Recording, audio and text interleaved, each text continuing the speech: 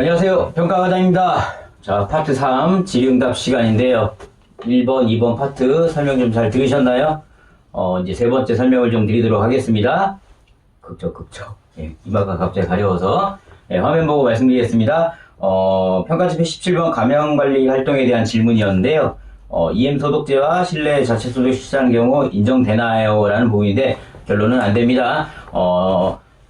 여기서 자체 소독 부분에 있어서는 여기 화면에 나와 있는 것처럼 뭐 락스나 세제, EM 소독제 같은 경우 불인정하고요. 올해부터는 또 바뀌었죠. 전문 소독업체에 의해 가지고 우리 기관 자체 소독을 진행해 주셔야 된다라는 것 따라서 2019년, 2020년도는 이제 그 인정되는 소독액을 쓰셔야 되는 거고 올해 2월 1일부터는 이제 전문 소독업체에 의뢰하셔가지고 정기 소독을 이제 진행을 해 주셔야 되세요. 자, 다음 또 질문 보도록 하겠습니다. 평가 18번 감염병 관리인데요. 질문은 뭐였냐면은, 혈액 검사는 흉부경황상 검사, 객당 검사 등 여러 가지 검사 방법인데 한 가지만 해도 인정되나요? 평가에서는 상관을 안 합니다. 평가에서는 평가 방법을 어떻게 하는 거는 전혀 관여 안 하고요. 무조건 혈액 검사 결과가 나오면 됩니다. 따라서 어떤 이 검사 방법은 신경 굳이 안 쓰셔도 됩니다. 왜 이렇게 힘이 없어 보이냐고요? 갑자기 오후 되니까 이제 힘이 좀 빠진 것 같아서 힘을 좀 내볼까요? 알겠습니다. 자, 다음 항목입니다. 똑같이 감염병 관리인데요. 와상 어르신도 혈액검사에 의해서 진행해야 되느냐? 해야 됩니다. 평가 기준은 무조건 모든 수급자입니다. 모든 수급자에게 연 1회 이상 진행하셔야 됩니다. 자, 다음 항목도 볼까요? 등급 외자로 입소 시 감염병 진단지를 제출했고 입소 이후에 이제 등급이 나오신 어르신들 같은 경우는 어떻게 해야 되나요? 라는 부분인데 명확하게 답변을 했습니다. 예를 들어 등급 외에 입소를 하실 때 제출했던 건강검진서를 차후에 이제 등급이 나왔더라도 그 전에 제출했던 건강검진서 인정하겠다고 했기 때문에 상관이 없으세요. 따라서 예를 들어 우리가 등회로 받은 어르신들 같은 경우 있으시다면 건강검진을 받은 부분에 대해서는 인정이 됩니다. 자, 이런 거는 어려운 거 아니니까요. 이런 게 있구나. 진행해 주시면 될 것 같아요. 저도 이렇게 교육을 하다 보니까 제가 좀 놓쳤던 부분을 좀 알게 되는 그런 효과도 있더라고요. 워낙에 이제 아는 거다 보니까 굳이 내가 이걸 봐야 돼 했는데 영상 촬영하면서 다시 한번 또 교육 전달을 해야 되다 보니까 읽고 보니까 예, 저도 이런 게 있었구나라는 걸 좀 느끼게 됩니다. 저도 좀 더 공부를 하게 되네요. 자, 다음 한번 보겠습니다. 평가지표 19번 소아설비에 대한 질의인데요.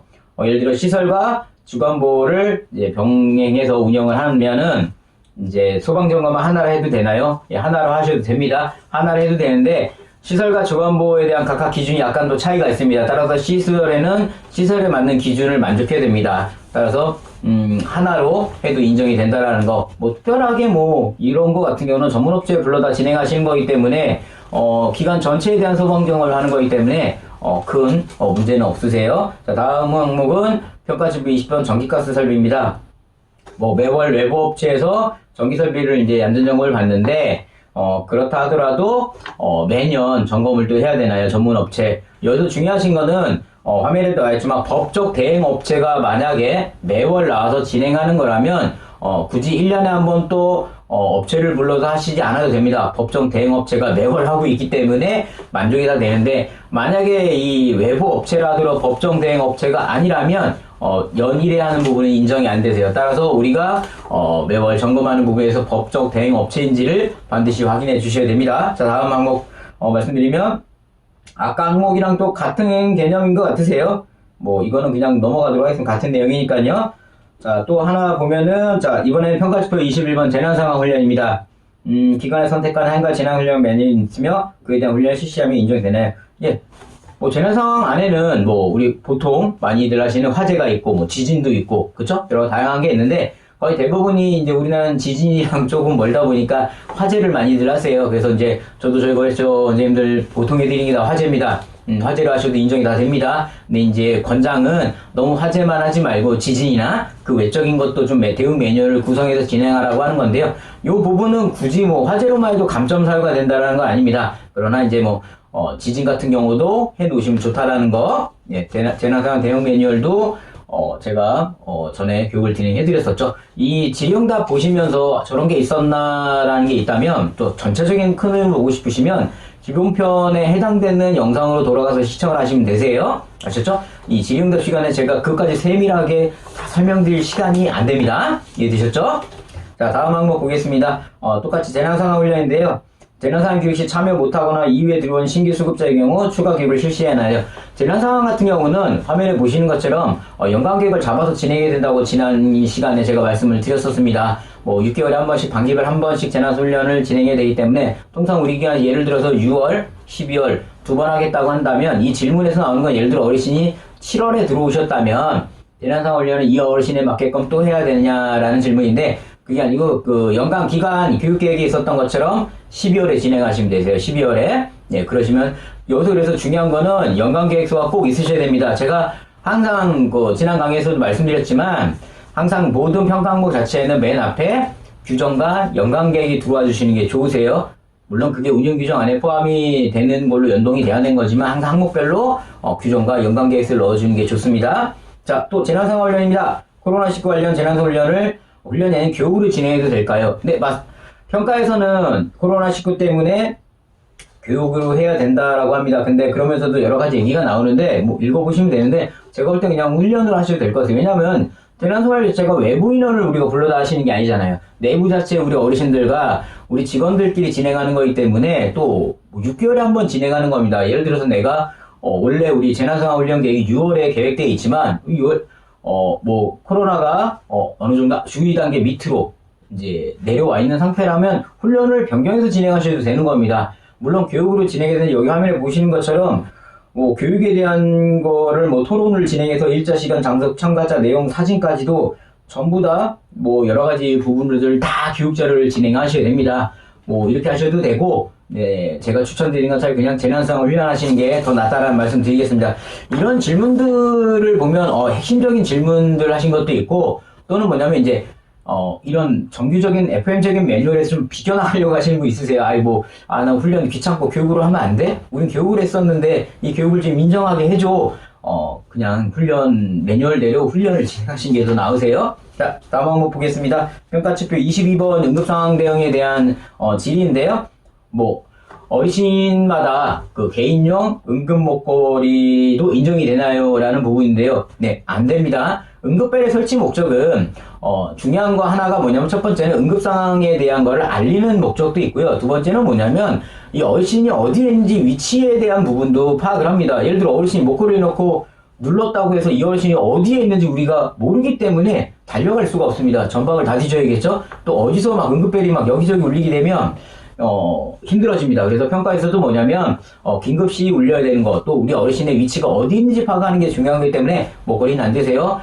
평가 기준에 맞게 있는 침실, 화장실, 이런 부분에 긴급벨을 반드시 설치를 해주셔야 됩니다. 자, 너무 딱딱하게 지금 교육만 하고 있나요? 이게, 할 게 너무 많아서 그래요. 할 게 너무 많아서. 너무 딱딱하게 음악 효과도 막, 다른 유튜버 채널도 제가 좀 봤는데, 이 교육 채널들은 다 이러더라고요. 교육 채널 안에서 막 웃고 떠들고 이렇게 할 수가 없는 부분을 양해를 부탁드릴게요. 너무 딱딱하게 하면 재미없는데 아재 개그 쓸까요? 그러면? 도대체 그 아재 개그는 도대체 언제 나오냐고요? 보여드릴게요. 기다리세요. 자, 다음 항목입니다. 자, 평가점 24번 야간보호에 대한 질문인데 질문 내용 보시면 요양보다 자격증이 있는 원장님이세요. 그래서 야간 근무를 원장님이 들어가도 인정되나요? 했는데 안 됩니다. 왜냐면 직책상 원장님은 시설장으로 되어 있으시잖아요. 그렇다고 직책이 지금 요양보로 되어 있는 게 아니잖아요. 평가 여기 정확히 보시면 야간 근무 같은 경우는 간호조무사, 간호사 또는 요양보사 중 한 명의 인력을 배치해야 된다고 나와 있습니다. 따라서 안 되세요. 이 부분은. 자, 다음 항목도 넘어가겠습니다. 자, 평가집의 24번 수급자의 알 권리 보장에 대한 질의입니다. 질의 내용을 보면 우리 노인장기왕보험 우리 수급자 알 권리 보장이라는 건 제가 전에 강의에 말씀드렸습니다. 우리 게시 항목이세요. 우리 기관 내 게시판에 게시하는 항목과 더불어서 우리 노인장기 사이트에 뭐 나이블로그가 됐던 우리 로그인하고 지정번호 넣어서 기관 로그인해서 들어가시면 왼쪽에 뭐 교통 현황, 뭐 주차, 그다음에 정원, 현원, 대기 인원들 입력하신 거 있잖아요. 그 부분을 얘기를 하는 겁니다. 근데 거기에서 이제 질의한 건 뭐냐면 장기요양 급여 이용 계획에 관한 사항은 입소 계약서를 의미하느냐라는 부분입니다. 근데 여기서 말하는 건 이제 입소 계약도 어떻게 보면 틀린 말은 아니죠. 왜냐하면 입소 계약 안에는 화면에 보신 것처럼 계약 기간, 계약목, 원리용, 기타 비용, 이런 신원인세 걸림 이런 부분들이 들어가기 때문에 계약서 안에는 이런 부분들이 다 들어가 있습니다. 계약서를 올리되 첨부로 한 장 정도 더 넣어주시는 게 좋다라는 거. 이거는 해당 영상 저희 기본편 영상이 있으니까요. 기본편 영상에 보시면 그 내용도 확인 가능하세요. 자, 다음 항목은 25번 수급자보 참여 강화에 대한 질문입니다. 문자, 카톡, 유선을 통해 수급자 상담 진행 시 평가에도 인정이 되나요?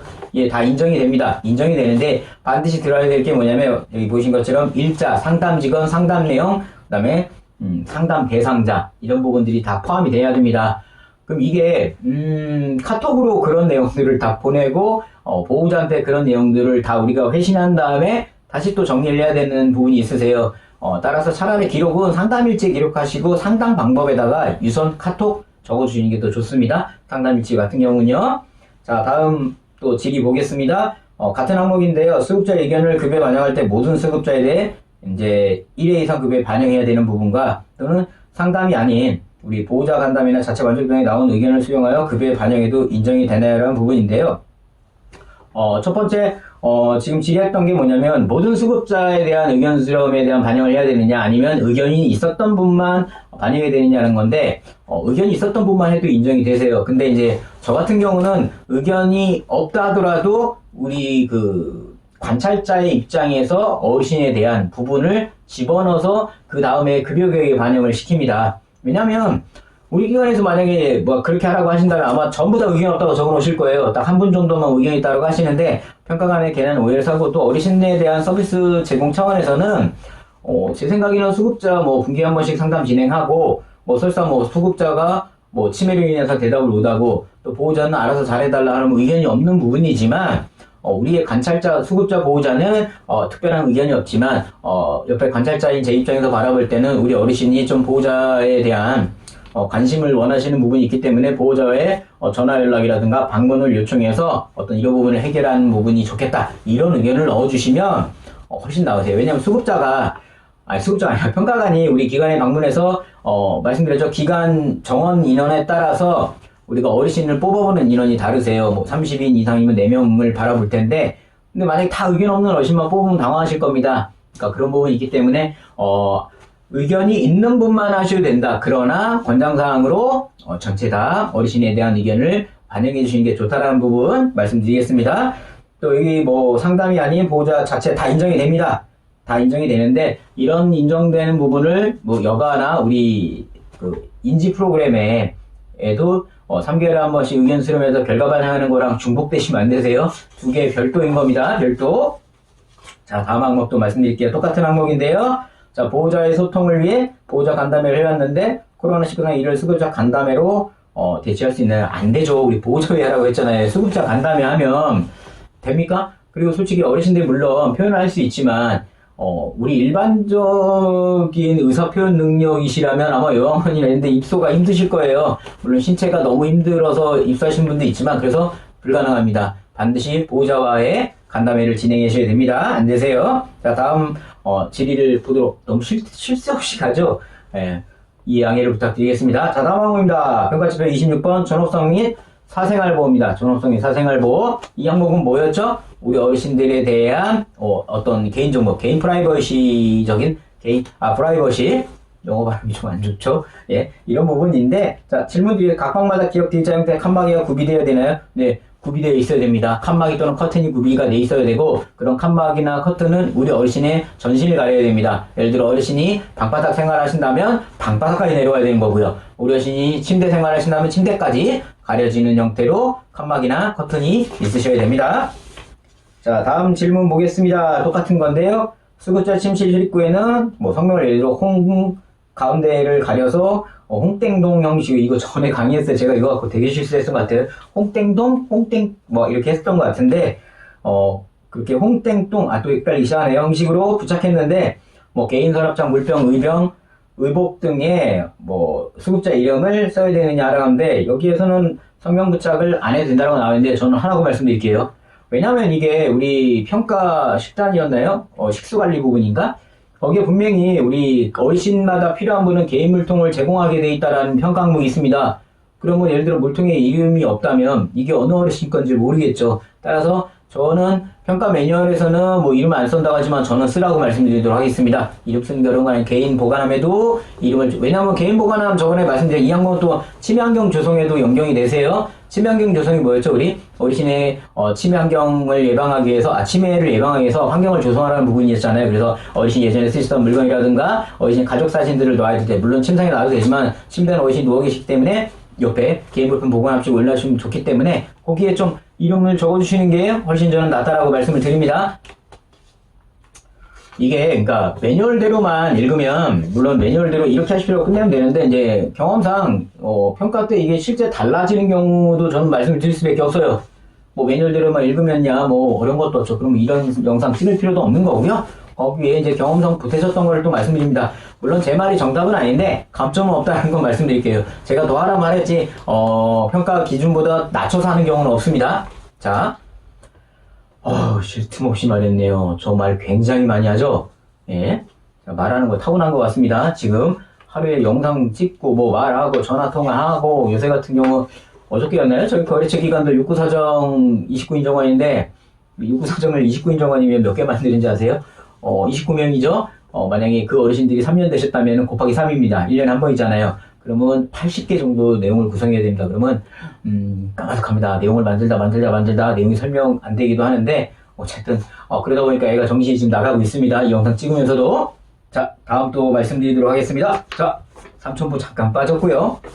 자, 노인 평가지표 27번 노인인권보호입니다. 노인인권보호. 노인인권보호는 아시다시피 예전에는 뭐 노인학대 예방 이런 부분이 다 쳐진 겁니다. 지금 우리가 예를 들어 가끔 원장님들이 저한테 뭐 외부 업체에 전화 와가지고 이런 외부 뭐 노인 인권에 대한 교육을 받아야 된다고 하시는데요. 거기에 노인 인권 부분만 교육을 받으면 우리 평가에서는 절반만 인정됩니다. 노인 학대 부분도 다 포함이 돼야 됩니다. 따라서 만약에 외부 업체 또 온라인 교육에 노인 인권 보호를 만약에 이제 수강을 하신다면 거기 안에 노인 학대 부분도 있는지를 반드시 보셔야 되세요. 또 딴소리 먼저 하고 있었는데요. 자, 평가 질문 보겠습니다. 노인 인권 교육을 인터넷으로 이수하는데 별개로 따로 교육을 실시해야 되나요? 좀 전에 제가 말씀드린 내용이네요. 진짜 보고한 거 아니에요. 저 지금 제목만 보고 있는데 이걸 일일이 볼 거 없고, 저도 어떻게 보면 지금 말씀드리면서 같이 교육받고 있어요. 지금 제가. 왜 그런 거 있잖아요. 집에 형하고 동생이 있는데 형 보고, 야 동생 너 이것 좀 뭐 수학, 우리 고등학생이라면 미적분이겠죠? 너 뭐 형 갖고 하나? 예, 미적분을 동생한테 알려주려면 형이 10,000원 준다 그러면 이제 교육을 하겠죠? 그러면서 형도 같이 공부하게 됩니다. 왜냐면 내가 알고 있는 거랑 남한테 설명하는 건 얘기가 다르거든요. 더 많은 걸 알고 얘기해야 되는 부분이 있다 보니까 한번 집에서 써보세요. 형 동생이나 뭐 누나, 언니가 있다면 동생한테 공부 가르쳐 보라고. 결코 동생 교육만 도움되는 게 아닙니다. 언니나 형도 가르치면서 도움이 되는, 물론 그에 따른 보상이 들어가야겠죠. 저는 보상이 뭘까요? 보상이 지금 우리 원장님들의 구독, 시청이시면 되세요. 자, 다음 또 질의 보겠습니다. 똑같은 노인인권 보호인데요. 신체 구속이죠. 신체 구속 때지 보호자에게 제재 시작 전 한 번만 통지하면 되나요? 네, 한 번만 통지하면 되세요. 같은 걸로 제재를 했다면, 예를 들어 이 어르신이 오른쪽 여기에 상처가 났어요. 상처가 났는데 맨날 이거를 벌레가 기어다니도록 해가지고 이걸 긁어대세요. 계속. 그럼 어떻게 되십니까? 상처가 계속 아물질 않고 더 심해지겠죠. 그래서 그런 사이로 우리 신체 구속을 했어요. 그러면 이거 하나로 만약에 하는데 이게 한 달이 갔다. 그럼 한 달 동안은 다시 통지를 안 해도 된다는 얘기입니다. 그러나 만약에 증상이 바뀌었다. 다른 걸로 할 때는 또 신체 구속에 대한 거를 보호자 또는 관계 보호자분들에게 안내를 해줘야 되는 부분이고요. 또 보호자에게 급여 제공 계약서에 서명을 받을 때 제재 동의서를 받아도 되나요? 일괄적인 신체 구속 동의서는 안 됩니다. 그죠? 우리 신체 구속 동의서 예전에는 우리 개인정보 동의서 받는 것처럼 일괄적으로 다 받았는데 신체 구속은 안 됩니다. 이거는 제가 기본편 영상에도 말씀드렸습니다.